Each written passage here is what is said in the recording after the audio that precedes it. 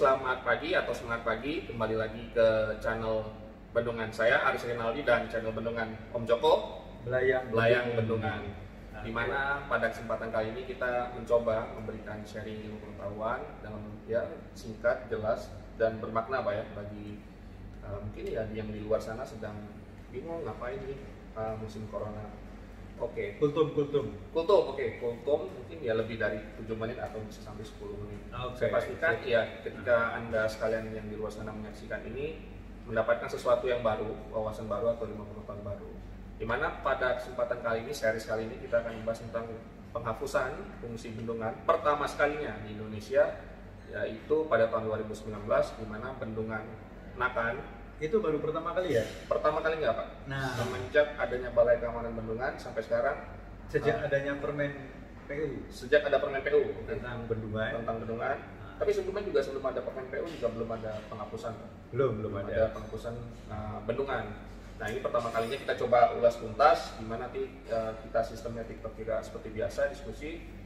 Dan mungkin yang pertama kali kita bahas itu lebih ke ini dulu Pak ya, konsepsi keamanan bendungan ya Pak ya. Mungkin Pak Joko bisa jelaskan apa itu konsepsi keamanan bendungan biar teman-teman di luar sana mengetahui apa. Oke, terima kasih.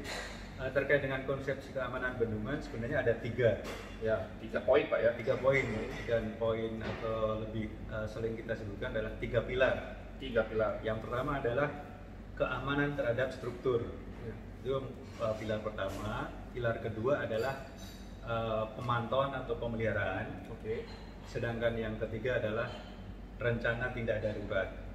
Kenapa atau rencana tidak darurat? Kenapa tiga pilar ini adalah salah satu konsepsi keamanan bendungan di Indonesia, dan itu ada termaktub di Permen PUPR tentang bendungan. Jadi memang kalau ada yang belum tahu, Permen PUPR nomor 27 tahun 2015 tentang bendungan, dan yang terbaru nomor 6 itu terkait penambahan bangkit listrik tenaga surya. Yes. Dari tiga atau nanti di lain kesempatan kita di lain kesempatan kita cerita juga gimana bendungan itu bisa dimanfaatkan untuk pembangkit listrik tenaga surya. Ini juga sesuatu yang baru di Indonesia. Iya, betul sekali. Ya, pada kesempatan kali ini kita hanya masih berfokus untuk penghapusan fungsi bendungan, di mana kita telah dijelaskan oleh Pak Joko secara singkat bahwa ada 3 pilar Pak ya, pilar terkait konsepsi keamanan bendungan. Nah dari 3 pilar ini Pak pasti ada jenjangnya seperti alur, bahkan ada apa istilahnya mungkin kajian persetujuan Pak ya. Pak Joko bisa jelaskan juga. Ada proses-prosesnya. Proses-prosesnya. Mulai terkait dengan kajian dan juga persetujuan maupun perizinan. Dimulai dari apa? Pada kesempatan ini kita khusus tadi penghapusan fungsi bendungan. Penghapusan fungsi bendungan. Di bagian terakhir mungkin Pak ya. Justru yang terakhir, tapi kita yang pertama kali. Yang pertama kali. Memang kalau saya spek sedikit Pak ya, sebelumnya memang ada penghapusan fungsi, tapi bukan bendungan Pak. Istilahnya landfill. Nah karena mungkin ada perbedaan istilah antara landfill dan tailings storage facility (TSF) atau bendungan limbah tambang. Nah pada tahun kemarin Pak ya, tahun 2019 penghapusan bendungan pertama kali di Indonesia yaitu Bendungan Nakan. Tapi kita coba gali dari Pak Joko sebagai tim pengkajinya gimana Pak? Ini memang proses perjalanannya sangat panjang sekali. Kenapa? Pada saat itu tahun 2015 kalau tidak salah, itu Bendungan Nakan adalah tailing dam. TSF istilahnya Pak ya. TSF, Tailing Storage Facility. Nah, dia membangun sebuah bendungan yang tampungannya untuk menampung limbah-limbah tambang. Di dalam perjalanan itu sudah melakukan kegiatan-kegiatan mulai dari kajian desain, pelaksanaan konstruksi, dan juga pengisian awal bendungan itu sendiri. Dan yang terakhir adalah melakukan kajian penghapusan fungsi bendungan. Berarti dari yang saya tangkap ini Pak, yang pertama itu persetujuan desain, izin pelaksanaan konstruksi. Nah pada step pengisian awal waduk dan izin operasi itu bukan domain di Kementerian PUPR Pak ya, tapi KKB memberikan rekomendasi dan dari Kementerian KLHK memberikan izinnya Pak ya. Iya, betul sekali. Dan yang terakhir itu izin penghapusan fungsi bendungan. Nah, seperti yang kita tahu, kenapa bendungan ini dihapuskan? sepengetahuan kita bahwa bendungan untuk limbah tambang itu memang ada izin operasi izin pengusahaan tambang Pak, ya, atau kontrak karya di mana selepas perusahaan tambang itu tutup tentunya bendungan itu mungkin bisa continue lanjut atau ditutup Pak ya. Iya, betul. Dan pada saat penutupan ini kan juga harus dimanfaatkan atau selalu dipantau. Oke, berarti semenjak ditutup tahun 2019 tetap masih ada proses pemantauannya? Iya, betul sekali.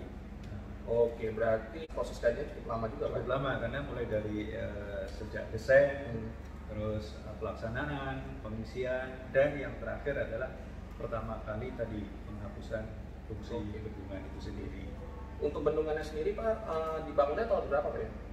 Aduh, masalah dibangun, mungkin yang di dalam perjalanan dan sambil berjalan dia juga sudah melakukan persiapan-persiapan yang lainnya. Tapi dari segi kontrak karyanya kalau yang saya baca dari tahun 90-an, mungkin tahun 90-an sampai 2015 tadi ada proses pembangunan bendungan, dan semenjak ada permen tadi Pak ya, semenjak ada permen PUPR nomor 27, bendungan-bendungan yang ada di Indonesia secara tertib administrasi ada izin dan persetujuan ya Pak. Ya, dan alhamdulillah teman-teman, proses-proses tadi mulai dari yang swasta maupun yang dari balai, ini adalah bendungan pertama kali, sekali lagi adalah pertama kali proses penghapusan fungsi bendungan yang sudah dikeluarkan oleh Menteri PUPR melalui rekomendasi dari Komisi Keamanan Bendungan. Ya, dikeluarkan dalam bentuk sertifikat, ada nomornya. Memang bendungan Nakan ini ada satu lagi yang berdekatan, itu bendungan Namuk, satu kawasan, satu pengelolanya juga. Namun yang membedakan mungkin isi tampungannya tadi Pak ya. Isi tampungan, kegunaannya misalnya bendungan Namuk ini spesifiknya buat apa, bendungan Nakan buat apa. Tapi dari sisi pengelola masih satu pengelola, itu PT Kajian Equatorial Mining. Semenjak 2019 sampai sekarang masih terus dipantau karena memang domainnya Kementerian PUPR lebih ke konstruksi Pak ya. Iya, betul sekali. Konstruksi, jika terjadi yang di awal kita bahas bahwa kegagalan struktural, nah itu menjadi tanggung jawab pengelola, dan kita bertanggung jawab juga di Komisi Keamanan Bendungan ataupun Balai Bendungan untuk mengawasi atau memantau. Nah, kebetulan teman-teman, Mas Aris ini yang di Balai Bendungan ini yang selalu ikut diskusi, mengkaji dan lain sebagainya. Ibaratnya ininya tulang punggungnya. Alhamdulillah Pak. Ya, jadi ini informasi yang sangat menarik sekali bahwa bendungan yang pertama kali penghapusan fungsi bendungan yaitu bendungan Namuk Nakan, satu daerah. Dan ini informasi yang kita harap menjadi istilahnya wawasan baru Pak ya, wawasan baru. Mungkin seperti yang dijelaskan tadi, prosesnya sangat panjang dari tahun 90-an, mungkin kontrak karyanya atau IUP-nya.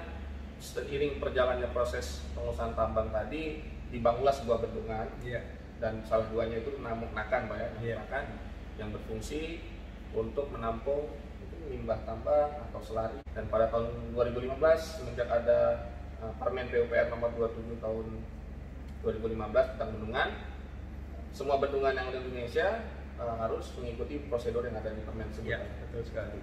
Gimana Pak? Ada yang mau ditambahkan lagi Pak? Sementara itu dulu, tapi ini adalah proses yang sangat panjang dan patut kita langkah-langkah yang patut kita ikutin. Kira-kira itu aja teman-teman dan Mas Aris. Oke, jadi memang dari awal saya reaksi lagi Pak ya, mungkin teman-teman di luar sana ada yang kelewat atau maupun yang di tengah-tengah, bahwa memang untuk kajian bendungan ini ada 3 konsep pilar yang disebutkan oleh Pak Joko tadi. Mulai dari apa Pak? Bisa disebutkan kembali? 3 pilar, jadi keamanan struktur, pemantauan pemeliharaan, dan rencana tindak darurat. Untuk mengakomodir 3 ini ada serangkaian proses Pak ya, mulai dari persetujuan desain, izin pelaksanaan konstruksi, izin pengisian awal waduk, izin operasi, hingga akhirnya izin penghapusan. Yang terakhir ada penghapusan fungsi bendungan. Yang terakhir ini bukan berarti step yang istilahnya terakhir, tapi tetap ada, walaupun sudah diterbitkan sertifikat oleh Menteri PUPR terkait penghapusan fungsi bendungan, tetap ada proses namanya pemantauan Pak ya. Biasanya untuk pemantauan apa Pak yang biasa dilihat atau apa pengalamannya Pak Joko? Nah, kalau masalah pengalaman, kebetulan ini kan limbah tambang, belum pernah pengalaman. Justru ini adalah pengalaman yang paling bagus nanti untuk ke depannya. Oke, berarti ini istilahnya sebagai mungkin reference Pak ya, reference untuk bendungan-bendungan yang khususnya mungkin tambang yang karena tambangnya tutup, jadi bendungan tetap ada. seperti apa proses penghapusan fungsi bendungannya? Nah, nanti kita masih dalam proses pemantauan. Jadi belum ada pengalamannya. Iya. Justru ini adalah pengalaman yang baik pertama sekali di Indonesia, Pak, ya, semenjak Permen maupun Balai Keamanan Bendungan di Oke, betul sekali. Saya rasa untuk seri kali ini sudah cukup singkat, padat, jelas, dan komplit. Mungkin Pak Joko ada yang mau ditambahkan, Pak, sedikit sebelum kita close di sesi ini? Saya kira cuma satu kata aja. Smart and focus, dream come true, be happy. Be happy. Thank you. Terima kasih sudah menyaksikan channel ini. Jangan lupa subscribe channel saya Aris Rinaldi dan channelnya Om Joko Belayang Bendungan. Thank you.